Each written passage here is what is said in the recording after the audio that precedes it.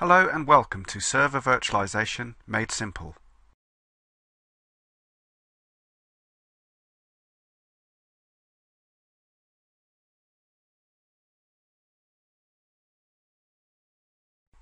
As an IT salesperson, there are just three things you need to know about server virtualization: what it is, why the fuss, and who is buying it. Virtualization is a broad term and can be applied to many systems both inside and outside of IT. It describes the ability to break a system into elements and then to simulate and control the interactions between them. Elements can be moved or even changed, and the system keeps working. If applied well, this can yield massive advantages for the system design in terms of flexibility. You may be familiar with the functionality of a RAID controller, often found in servers or high-end workstation PCs. A RAID controller sits in between the operating system, like Microsoft Windows, and the physical hard drives. Although not often categorized as virtualization technology, the RAID controller is a great example of how virtualization works. The RAID controller allows a number of disks to be combined into a pack. However, Windows only gets a simulated view of them via the controller. It sees just one big disk.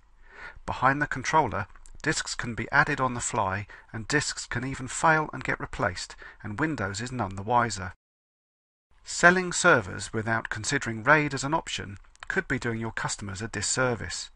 Equally, if you are not discussing virtualization with your customers, you may be doing yourself a disservice. Virtualization can be applied to many systems within IT. These can be hardware or software or a combination. Common systems where virtualization can be applied are servers, desktop PCs, storage, applications, and networks. As this is a simple introductory overview, we shall have a quick look at server virtualization and find out what all the fuss is about. You can see that a server is a system which can be broken down into three logical elements as shown. Rather than just splitting out the hard disks as we did in the RAID controller example, this time we will separate all of the hardware in the system away from the software, which comprises of the operating system plus any software applications that are loaded.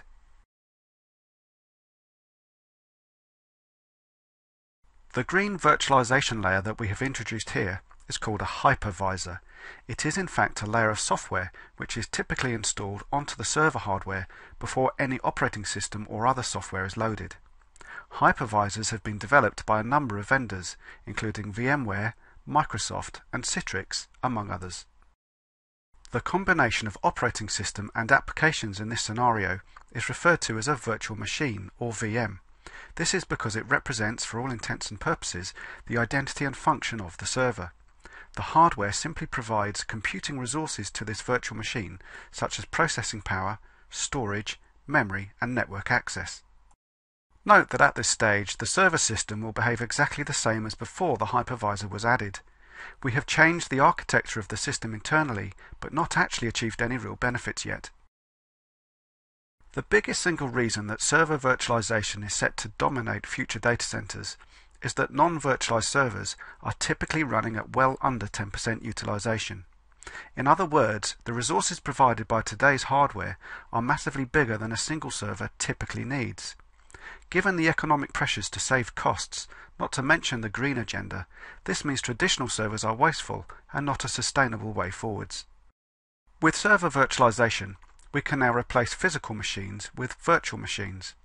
If you have customers with server systems which are nearing end of life, this may be a far better option than simply replacing them physically. The cost and energy savings are very obvious. It is estimated that the number of virtual server sales worldwide exceeded physical server sales during 2009. The server world is going virtual. This is why server virtualization is so important for you. The more powerful your host server, the more virtual machines can be hosted. 10 or more virtual machines on a single server is not uncommon. There are big advantages to having more than a single physical or host server. In this example, we have two physical servers. From all the major virtualization vendors, it is now possible to move virtual machines from one host to another without disrupting the operation of the virtual machine. This provides two distinct benefits. The first is that server loads can be distributed across the physical systems. This leads to the idea of a pool of host servers providing resources as and when required to the virtual machines. If a peak in load on a particular virtual machine is expected, for instance for month-end accounts and payroll, it can be moved to a host system with more capacity available. The second key benefit is to do with resilience. If physical server A requires some routine maintenance, we can move all virtual machines onto alternative hosts. The maintenance could be carried out, zero downtime if any applications achieved, and virtual machines return to this host once up again. In the case of unplanned outages, when a physical server fails, it is possible to bring up the respective virtual machines onto alternative hosts quickly and easily. It is even possible with some implementations to have automated fault tolerance, whereby a standby virtual machine can take over from a failed system instantaneously. Moving virtual machines between hosts is a relatively quick task. However, so far we have not considered the data that each virtual machine has access to. Clearly, if the virtual machines on physical server A hold a lot of data, it could take some time to transfer the data to server B. The answer is to use shared storage or network storage. This architectural change happens below the virtualization layer and so does not impact virtual machine operation. The virtualized infrastructure allows VMs to move between hosts and the data is accessible from wherever they reside. This then is the typical shape of a virtualized server infrastructure. The introduction of network storage is a double-edged sword. On the one hand, as an IT salesperson, this can be increased sales opportunity for you. The risk is that, certainly for smaller customers, the cost of entry into virtualization is increased and may even be prohibitive. The size of your customer's estate and the cost versus benefits of moving to a virtualized infrastructure have to be weighed up. Server virtualization is being considered by many organizations across all industry sectors. Systems have traditionally been deployed with at least one server per application. This has led to server sprawl, systems devouring money and electrical power. Virtualization holds the promise of radically reducing capital and operational costs, improving systems agility, and with the right management tools and processes can even help reduce operational risks.